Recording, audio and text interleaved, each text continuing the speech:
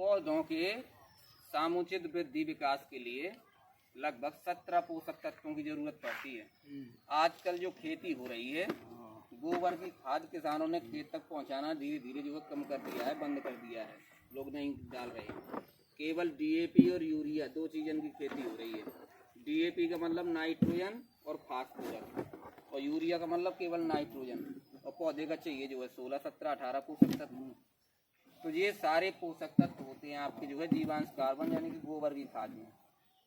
एक गाय अगर आपके घर में है तो आप 30 बीघा तक की खेती को जो है सफलतापूर्वक सभी पोषक तत्व दे सकते हैं, और इसमें सारे पोषक तत्व उचित मात्रा में होते हैं। और ये जीवामृत क्या है, खेत में जब सूक्ष्म जीव नहीं होंगे तो उत्पादन घटने लगता है, क्योंकि पौधे की जड़ होती है वो डायरेक्ट पोषक तत्वों को नहीं खींचती है, सूक्ष्म जीव होते हैं उसको फिर घोल के रूप में फिर जड़ को देते हैं, फिर जड़ उसको अवशोषित करती है, फिर पौधे के विभिन्न भागों में पहुंचाती है। तो ये सूक्ष्म जीव क्रियाशीलता बढ़ाते हैं जमीन के अंदर, ये करोड़ों अरबों की संख्या में होते हैं, ये आँखों से दिखाई नहीं देते। तो इनका काम है कि ये जीवामृत जो बनाया जाएगा, इसमें जैसे आपका ये बेसन है, ये गुड़ है, और ये गाय का गोबर है, और ये बरगद के नीचे की मिट्टी। बरगद के नीचे की मिट्टी में भी कई प्रकार के सूक्ष्म जीव पाए जाते हैं, पत्ते सड़ते लगते रहते हैं।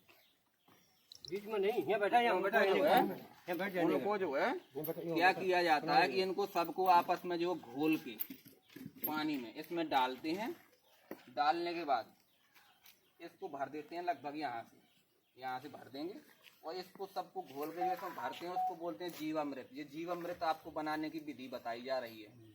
जीवामृत आपका जो बनेगा, इसको आपको सर्दी के सीजन में तापमान कम रहता है, जीवाणुओं की गतिशीलता कम हो जाती है, तो सर्दी के सीजन में लगभग 15 दिन, 14 से 15 दिन, और गर्मी के सीजन में 10 दिन में ये बन के सड़ के पूरी तरह से तैयार हो जाता है।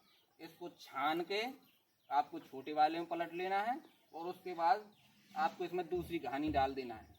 जैसे आपने चना बोया, उदाहरण के लिए चना या मटर बोया, खास तौर से चना का लेते हैं, तो आपको फूल के टाइम पे इसको नहीं डालना है चना में, फूल के पहले आपको 2 स्प्रे करा देना है पूरे खेत में। और फूल निकल जाए, 95% फूल खत्म हो जाए, फली बनने लगे, फिर आपको 1-2 स्प्रे कर देना है। इससे क्या होगा कि आपके खेतों में बंद कर दूं?